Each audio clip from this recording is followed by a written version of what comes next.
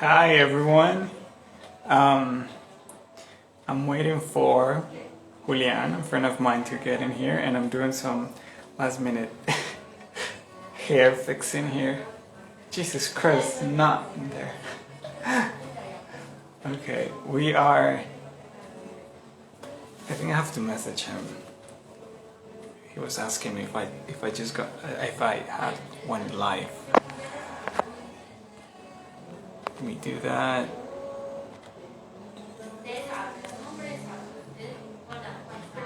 There we go. So he should be here any minute now.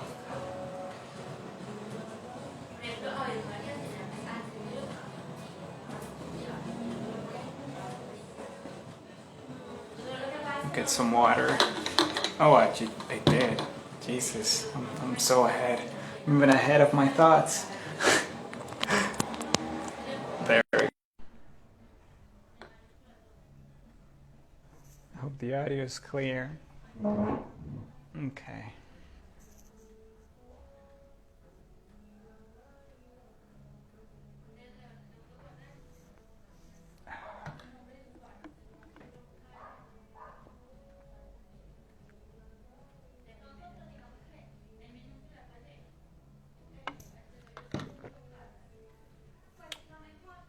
Shoot, I'm new. This is my first live ever, so I'm trying to figure out. Send a request to be. Okay, there you go. And there we go. It should be loaded now. I'm not get a pillow.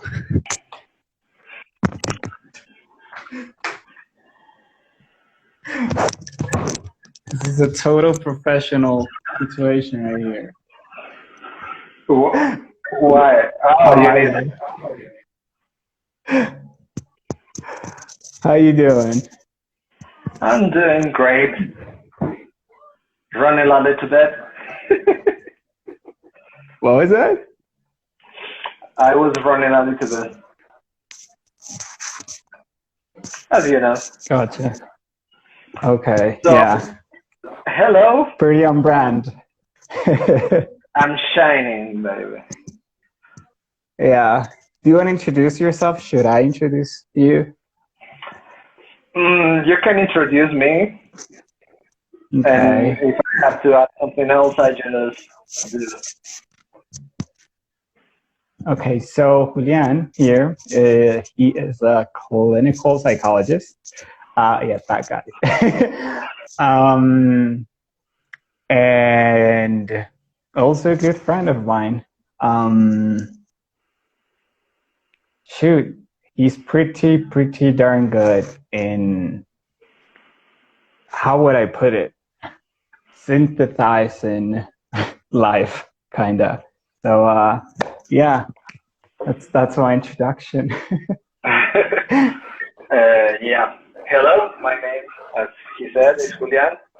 Uh, I'm the CEO of My Headhunter, and also I have a master's degree in criminology and forensic psychology, which helped me a lot to understand uh, the connections in the mind between what's healthy and the other side of the balance, which is the most unhealthy behavior, which is antisocial and psychopathic personality disorders. So quite an interesting point of view to because Yeah. I wanted to bring this today to the topic we're going to discuss. Okay. Which, by the way, it's pretty fun stuff. What you said. I mean, I'm kind of being what's the word? Like ironic. I mean, it's pretty serious topics. So today's topic, I want to talk about assumptions, but specific to what we do, meaning, I guess there would be mainly wrong assumptions to kind of clarify um, um, what the impact we're trying to have is. I'm guessing that would be kind of combining both of verticals, which is branding and psychology. and it's also an interesting mix because yeah, I don't know. But, Maurice is the head for this, but I don't know which one is first, either psychology or branding. I mean the marketing part. Right. Right. Like, you mean like which one to start with, right? Yeah, I mean, it was which one was first, the egg or the chicken? Let's go with psychology. I mean, if I would choose which one goes like appear first, maybe branding, because people ignored psychology for so long. Mm-hmm. But let's start with psychology. I think it's actually the basis of everything. So yeah. You wanna yeah. Do you wanna start? Okay. Yes, of course. First of all, we have this tendency to think that what we see is real. We have this tendency to think or to give for granted that what I see and what people do is in fact what they do or what they think. But it's not right. that way. It's not right. The world we see is not the real world. The world we see is what we think that world is. It's basically a projection of our own minds. And it's funny because I did this exercise with many people. It's kind of rude, but it helps a lot to understand the point. And I go like, people come and tell me, "Hey, these people made me upset," and I go like, "Why?" And they go like, "Oh, because he did something and blah blah blah." And I was like, "Okay, so if I do the same thing, you will be upset." And they go like, "Yeah." And I go like, "Okay, so I'm your boss. I am your God because I can control your emotions and I can control your thoughts." And at that point, people get shocked because they don't want to think that they are being controlled, and they want to think they have this free will. And at that point, when they're shocked, I go like, okay, so let's think about this again. Did he made you upset, or what you think he did made you upset? I mean, what was it? And in that point, you get to understand what's really going on. You know? It's quite a exercise to understand assumptions, which is basically. I would like to change it in order to understand this. I would like to change the word assumption to projection. If that makes sense. It's a good one, actually. Yeah, that's also very loaded. That's why I did that phase. Because you're right. I mean, what was that? It makes you fully responsible of what's going on outside. 100%. Right. Your perception is on you. Yeah. When you were saying like making that comparison, I actually thought about Alan Watts. He talks about, for those of you who don't know who he is, he's a philosopher. Just look him up. You won't regret it. He talks about like how, everything you see, the question is like, what is it in your mind, right? You think your mind is if you think it from this point of view of like what's behind your eyes, you say like, oh, it's blank or it's dark or whatever. And then he starts talking about like the insides of your mind. It's everything you think it's outside. It's what you see, what you listen to, what you think, all of these things. That's what's your mind. What your mind is. This what I'm seeing, like the cell phone, that's in here. That's where it's happening. And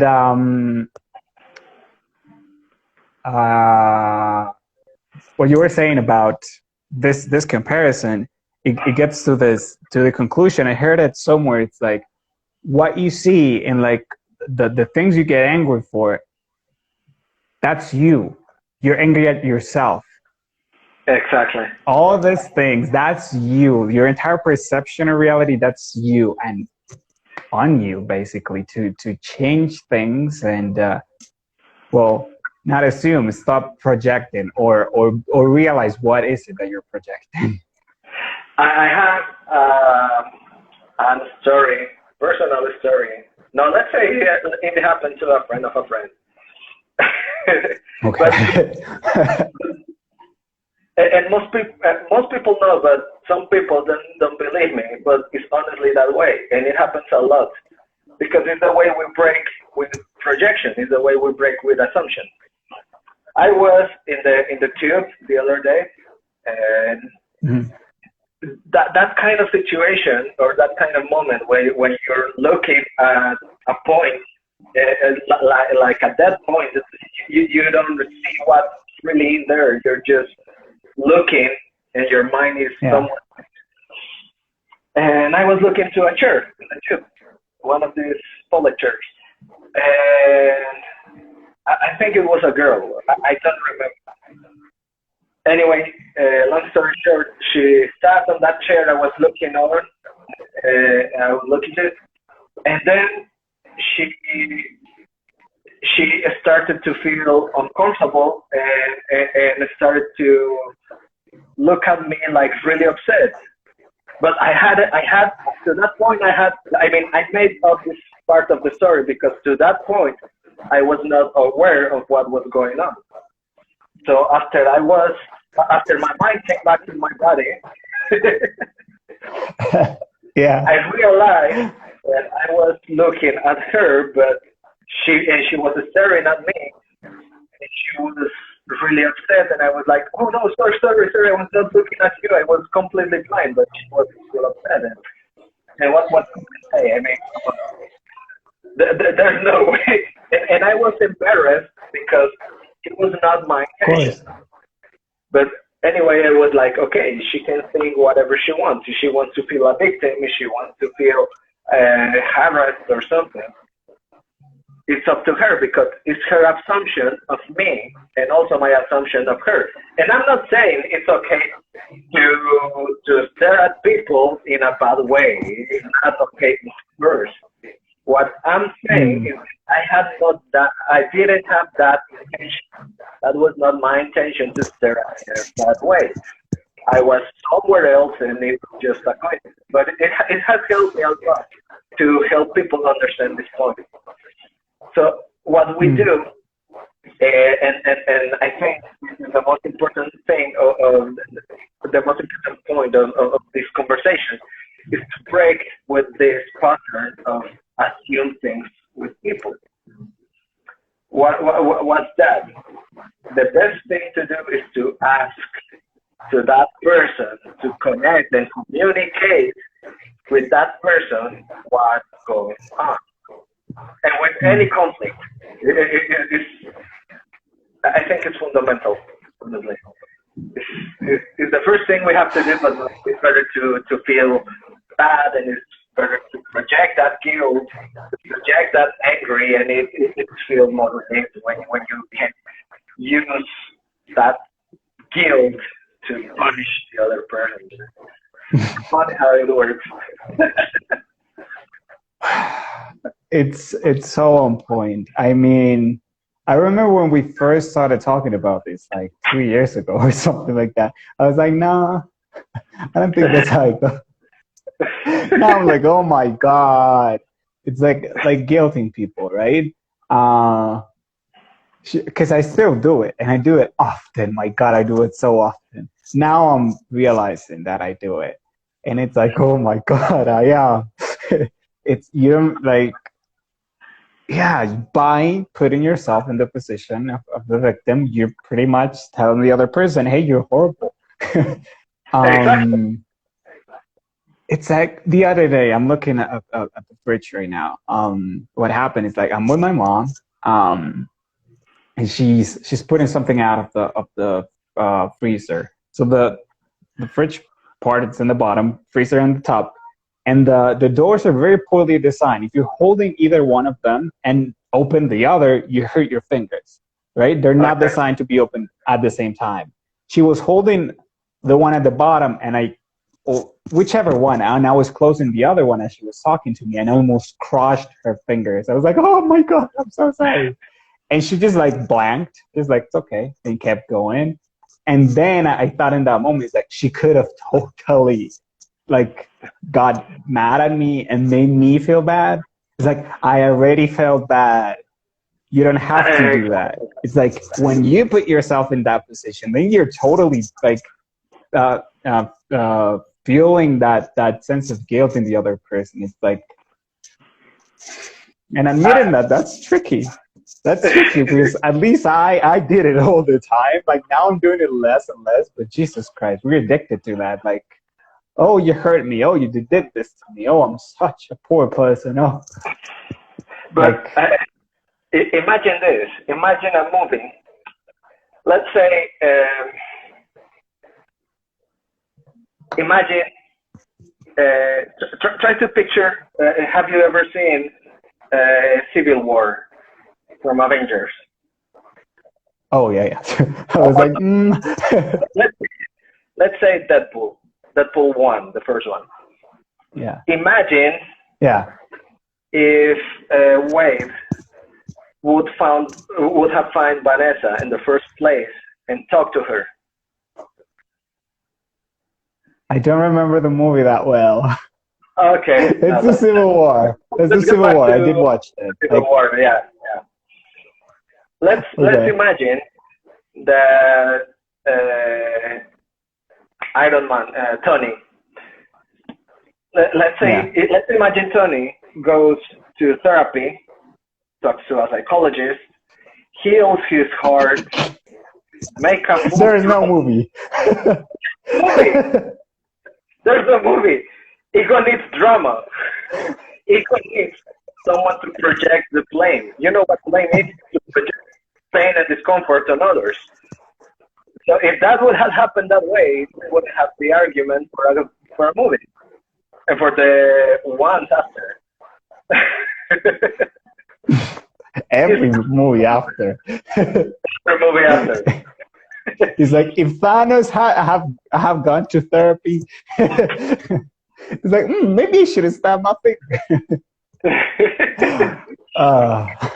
Imagine many people we know in a relationship, they would just stop projecting their pain, their thoughts, their beliefs on the other person, and start to question, to listen properly to the person they are with. Imagine that. It's like let's say he's looking at that girl because he doesn't love me, because he wants to be with her, and you're just looking at that girl out of nothing. I mean, you're just looking, and the man. And this might sound a little bit sexist. This is not only for men; it's for many people. But men have the tendency to do this more, and it's, I would say, an ability to keep your mind completely white. I mean, it's empty. It's like a vacuum for a while, and stay in that state for long. I mean, I know many people, girls included, have felt this in their lives. I mean, it's that moment that you're just walking and you're thinking about nothing. And you might be looking at someone, you can prevent a conflict, an argument, just by not starting assuming anything about the person you're with. 100%. Yeah. So, shoot. Go ahead. Yes, say. So, because I'm truly putting myself in that position, and this is the deal. I know this. I would still do it. I would still assume the worst and act on that, which is crazy. I mean, at least I'm aware, but Hmm. It's like I think there's two things there that I'd like to talk about. One, this should I actually forgot that one. So I'm going to talk about the other one. This Okay. this this addiction kind of to drama and suffering is like especially those who were raised under heavy trauma. Um, we come to think that that's how life should be, and any level of peace is just boring or whatever it might be. So every time Yeah. we anywhere close to that, we just have we have to trigger something. We have to do something to make everything go wild. And I saw. Yes, that's not it's cool. true. I saw a meme. This I think it was week, and there was this guy just sleeping really tight. It's sad that it's a little bit sexist. It's fine, but the point doesn't get lost. And he was like sleeping calm, chilled, happy. He was enjoying his dream, whatever he was thinking about. And she was behind him thinking, oh, he looks so cute, so peaceful. How am I going how am I going to stress him tomorrow? Yeah, And that I'm gonna happens try to. consciously, subconsciously. We all do that. I mean, it doesn't matter if you're a man or a woman or Mm. bi or whatever. I mean, we all do it because we are addicted to the sensation of discomfort and pain and drama and all these things. One note on that, I think, is what I was going to say earlier, is that we choose to forget. We choose to forget that we make that decision. We make the Exactly. decision and we're like, no, that it just happened. Actually, I wanted to bring this back to. I think we could do kind of both at the same time, but to branding and I guess just business in general. Um, and I have not been able to stop comparing dating really with business. It's like Mhm. the same thing. uh, it's like I mean, you could separate it and like cut it every way you want, but like there's lots of similarities, Yeah. and all between among that resentment based on the assumptions you make. Yeah. You assume a lot of things about either a service provider, a product, whatever it might be, about the other party, and then you you basically expect them to act on your assumptions somehow. It's like the same thing you just said about couples.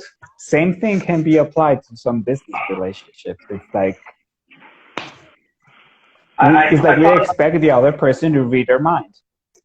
exactly. No, I found even a quote I remembered from Carl Gustav Jung. Uh, he says, "Until you make the unconscious conscious, they will direct your life, and you will call it fate." Just like it snapped a little bit later.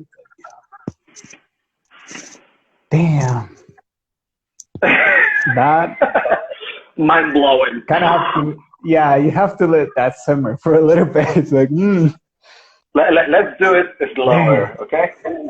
Until you make the unconscious conscious, so to you get to that point that the discomfort you're experiencing, it comes from you.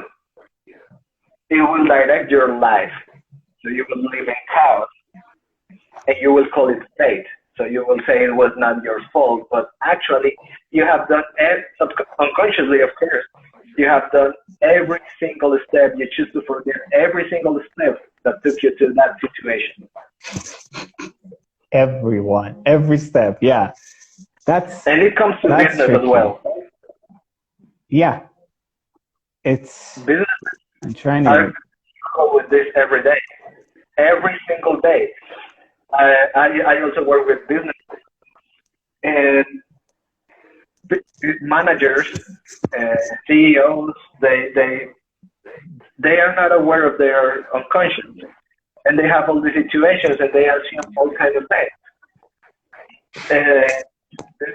They have to pay a really huge price based on money, and also with their couple, talking about relationships, for example.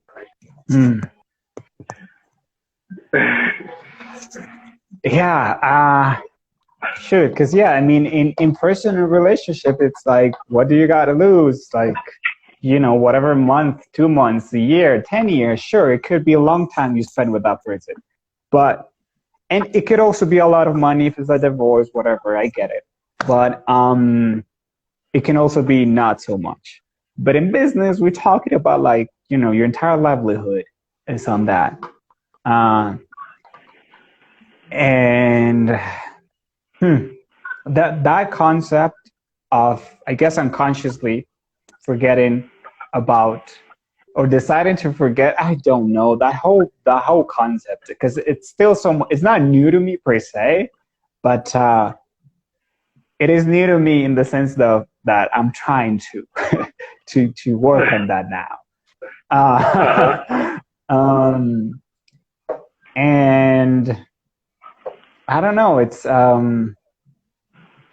I guess from the point at where I'm at right now, I can't blame too hard people for doing that. I mean, it's like this I forgot where I heard this. Long story short, some people talking about a problem and coming to the conclusion of whose fault was it. Conclusion is like, it's nobody's fault, but whose responsibility is it? And that's a completely different conversation. It's like, it's on you. Yes. Yeah. And you have to own it. Because it's a role playing. I mean, everyone. It's like I remember someone. He is a good friend of mine. He said, we get so much into the role of being Romeo or Juliet or playing, I don't know, the Joker of the court or whatever, that we forget that we are indeed, I forgot his name. This guy who wrote Romeo and Juliet, come on. I have it on the tip of my tongue. I was about to say it. Shakespeare. Yes. We're so into the role that we forget Shakespeare. That's beautiful. We are the writers of our companies, of our businesses. We are the writers of our stories, the writers of everything we live, basically. Earlier today, I was, I think I've told you about this. I do this weekly call with other strategists.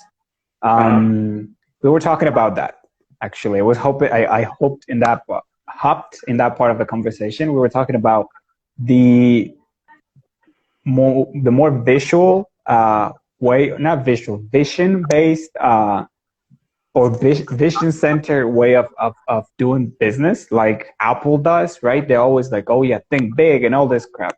And they like inspirational quotes and all these things, like we're changing the world. And we were comparing Apple to Microsoft. Microsoft, this product, feature, new update, new Windows, like, and they're pushing that crap down your throat. So it's like a very tactical, execution-oriented one, and then the vision one. And we were talking about how, because I have a very bad relationship with both those companies, how like what new companies now should do, or like where the market, basically the only way to truly survive and thrive in a market right now is to start marrying those two concepts. Not just being here for the money, right? The comparison was like the only goal for Microsoft, the only goal for Apple was to like improve humanity or whatever it was. But the only goal for Microsoft was to beat Apple, to make more money. That's it. Taking it back to you were talking about Romeo and Juliet, and okay, yeah, writing your own story. We have to, because we have to realize that the game we're playing is not it. Is not the end goal. You are willingly being part of the play, but you have to be aware that it is a play, nothing more. Yeah. And I think then is when you can marry those perfectly. Those two concepts of like having lots of vision and good execution. Exactly.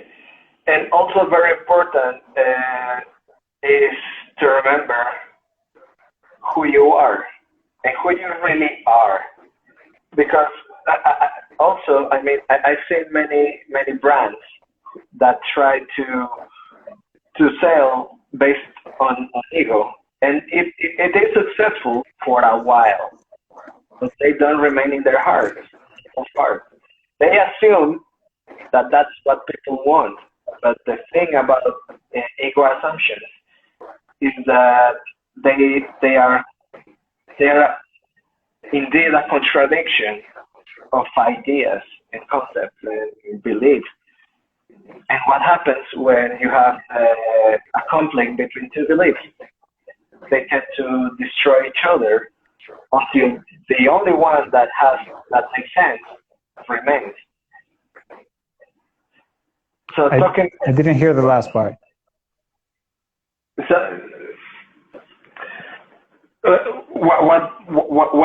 when we have two beliefs that are in contradiction, that are contradictory one to each other, they tend to they have this tendency to disappear, to disappear. There's no other word. And the only belief that will remain is the one that is based on the opposite of fear and ego, which is love. And I think this is branding. I mean, I'm not an expert. You are, but businesses that put love, that use the love, the inspiration, that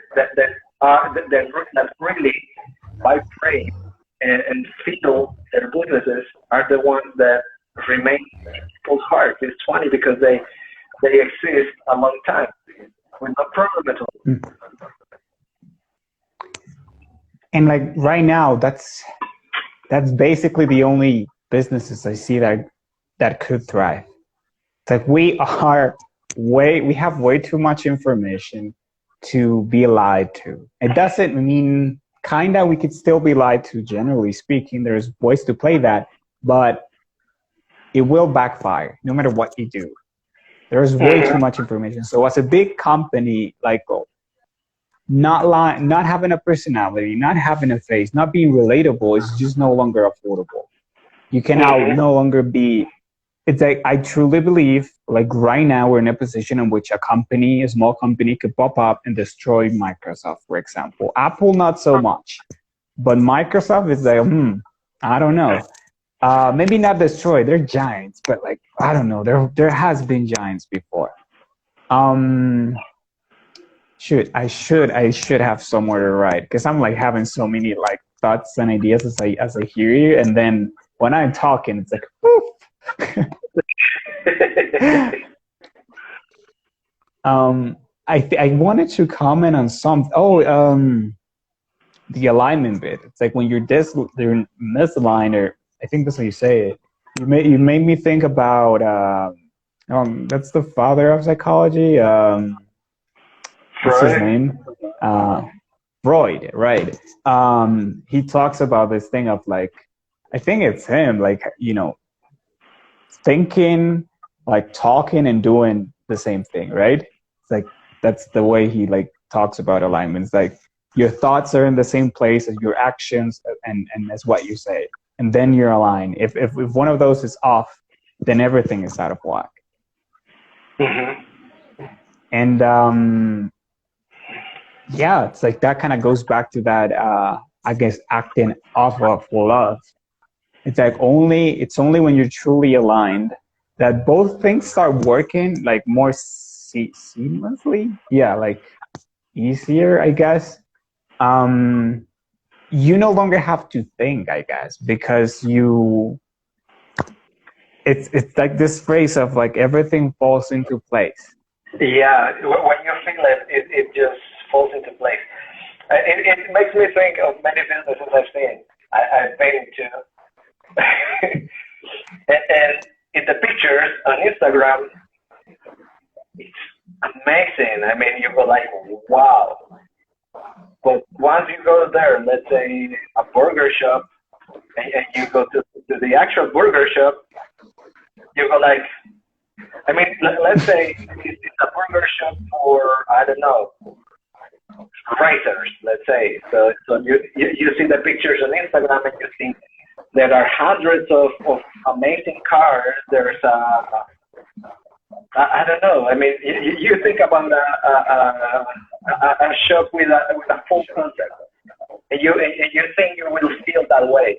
And once you're there, you realize that the place is like it's not like the ones in the picture. I mean, it's like what's wrong? What's going on here? I mean, there's some kind of dissonance that makes you think, what's going on? I mean, there are no cars of if there are cars, the cars doesn't match.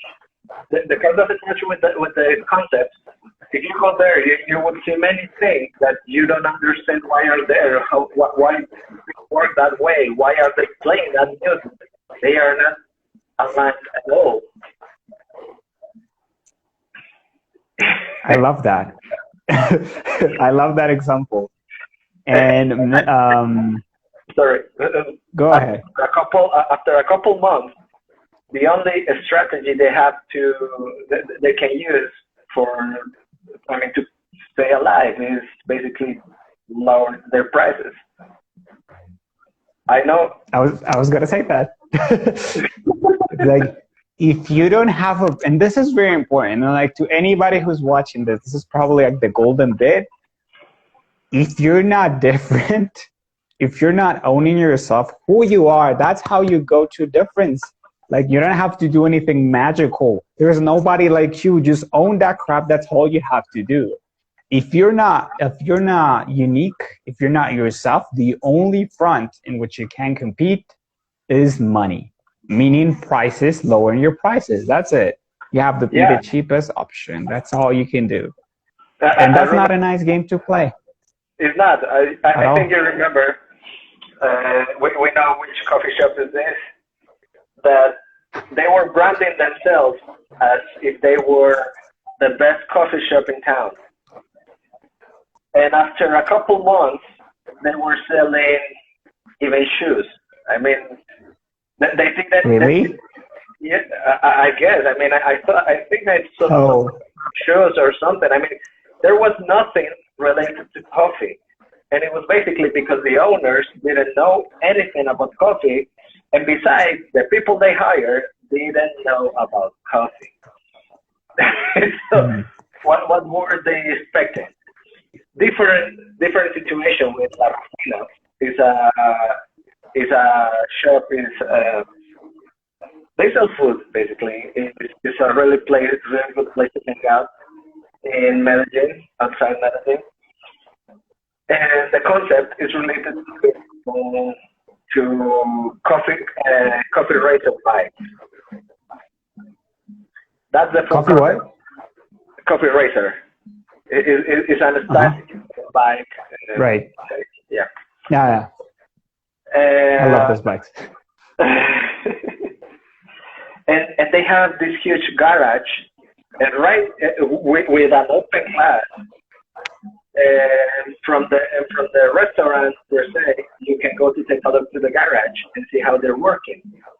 And the music, the costumes, I mean, totally aligned with the concept of the racer.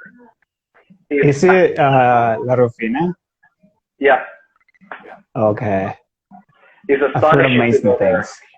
Yeah. Sure. I mean, the vibration and the kind of people, I mean, they really targeted to the right people, to the people who's with that same concept, who think shares the same beliefs.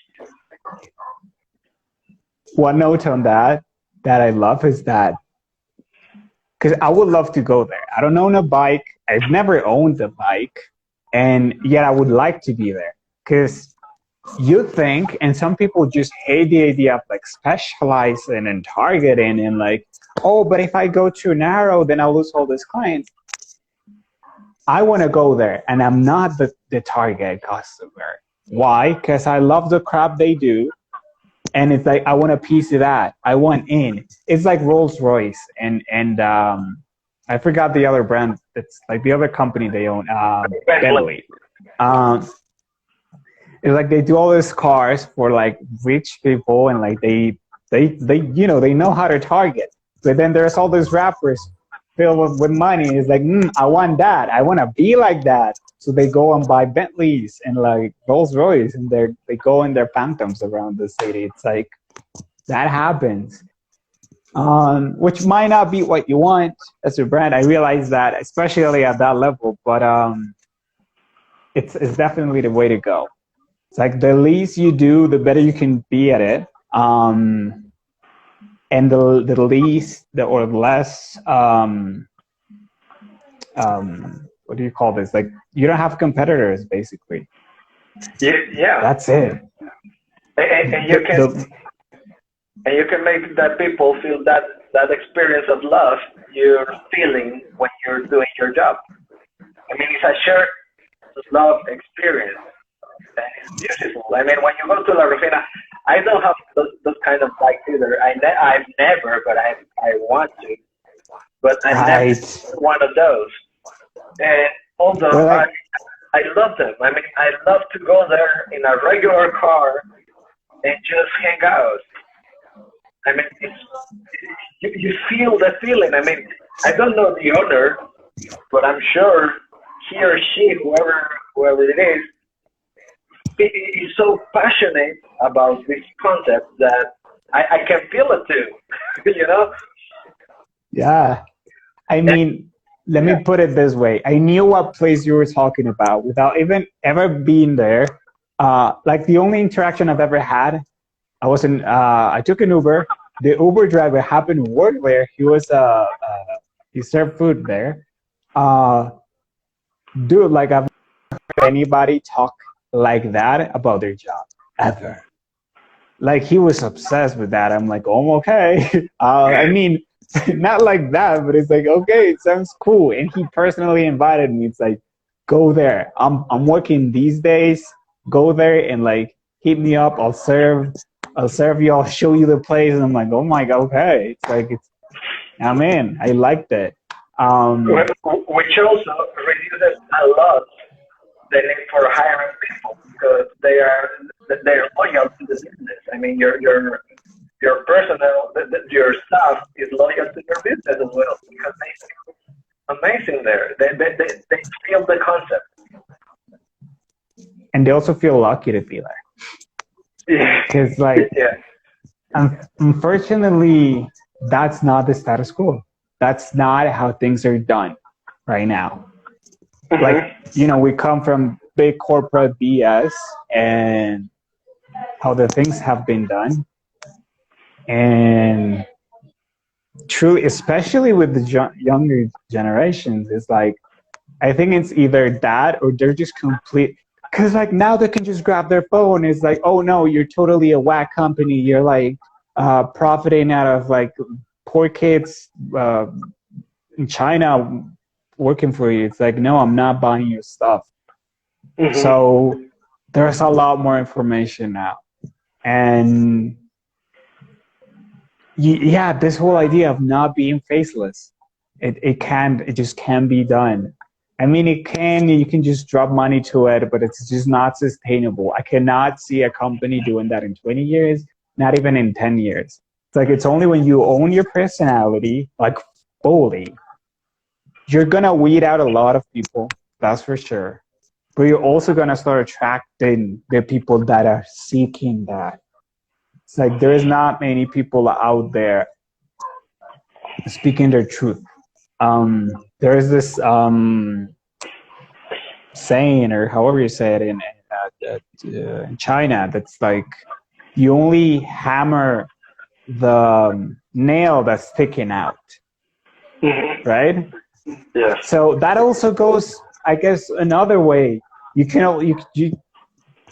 that's the one that's attracting attention. And sure, you have to go to a lot of pressure when you're there, but you also get rewards. So it's the whole idea of entrepreneurship.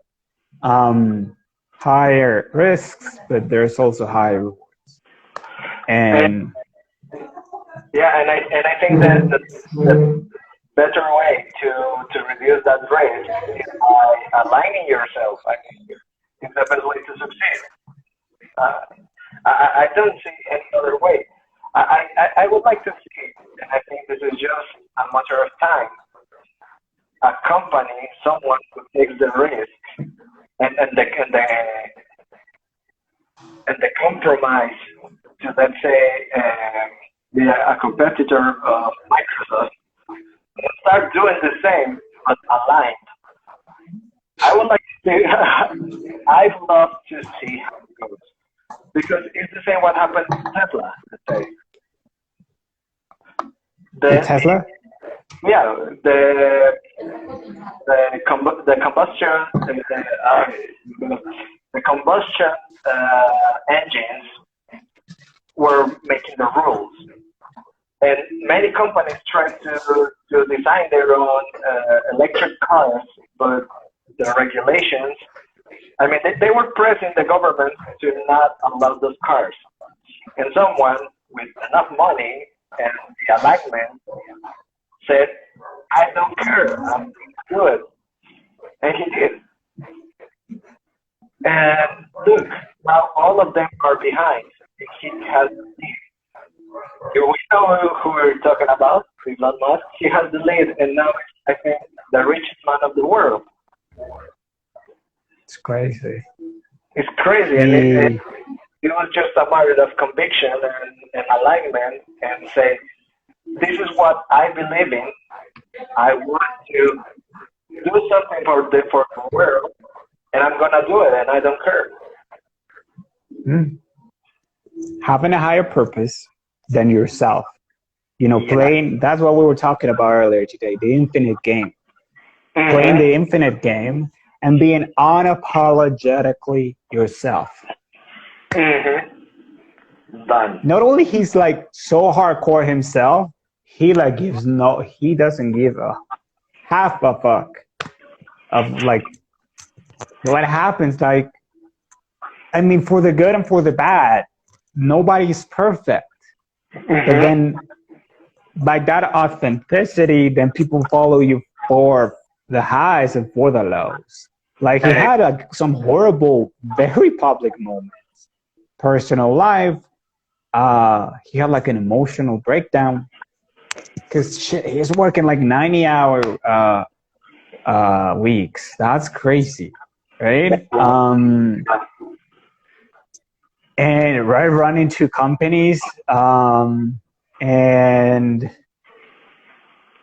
shoot, he has kept it as true as he's been able to, and people like that.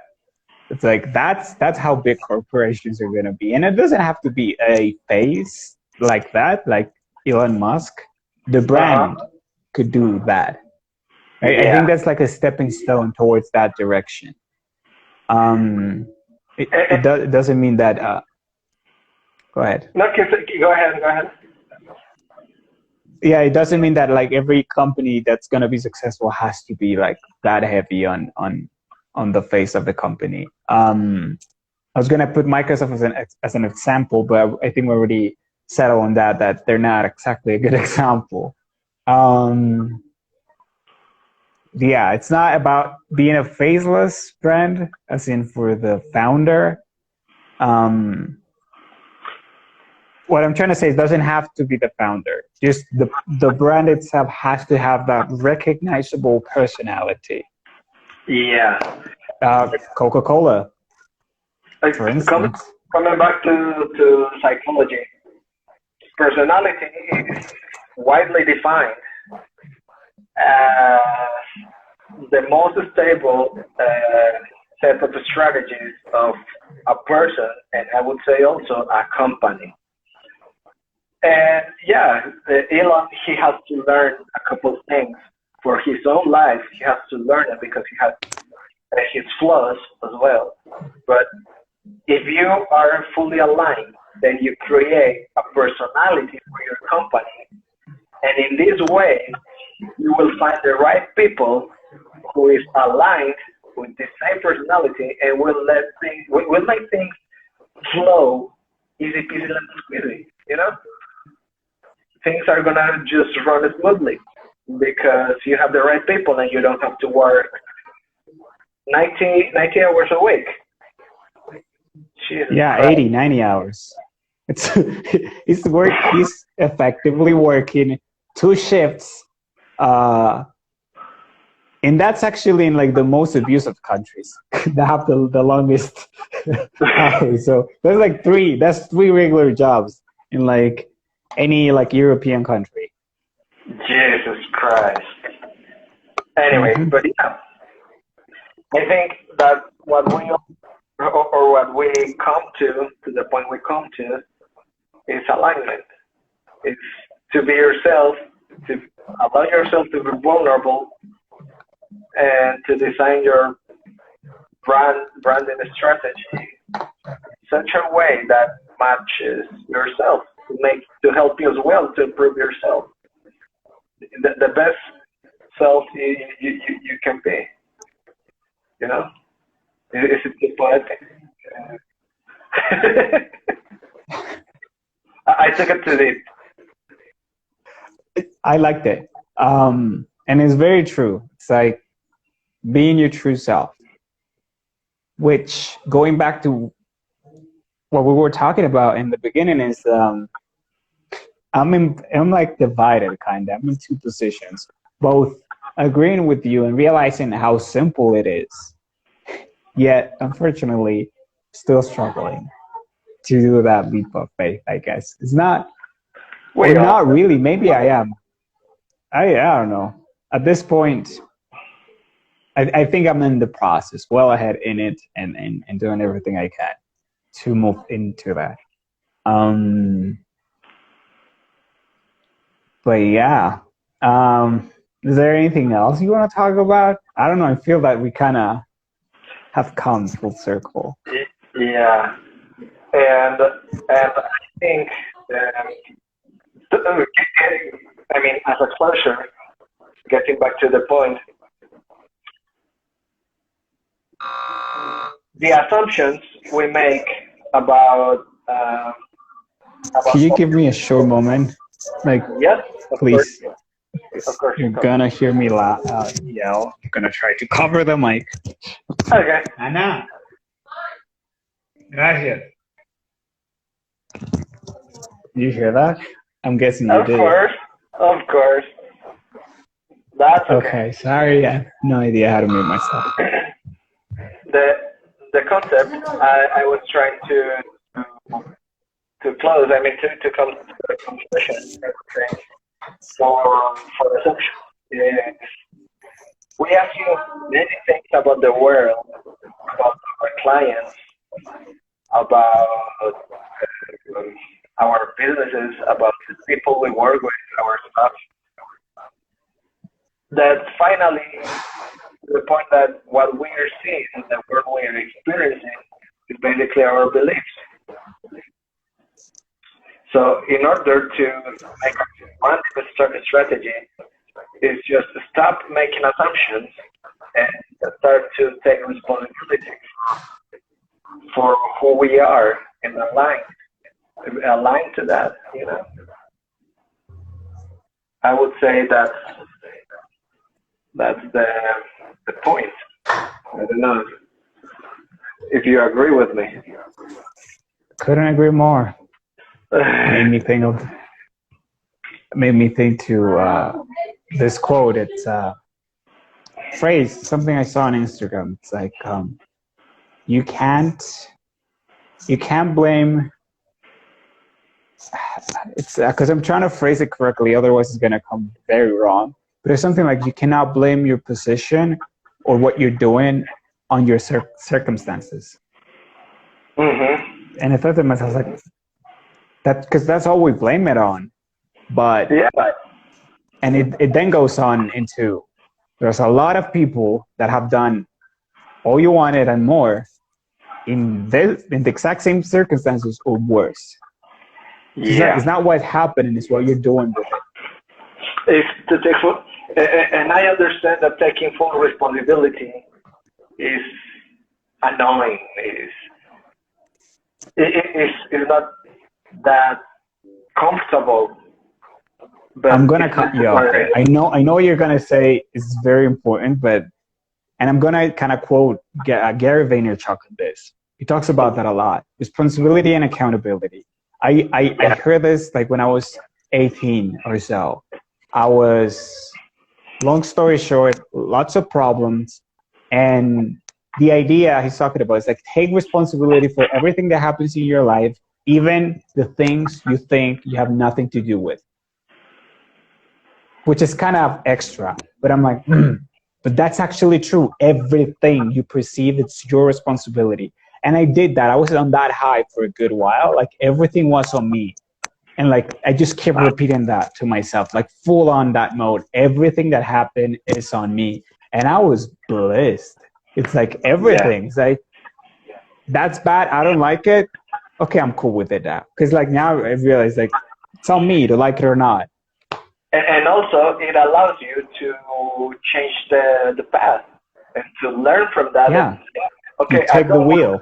Yeah, exactly. I don't want to live this anymore. I want to change it. I was talking about this with another group. They talk about sex education, basically.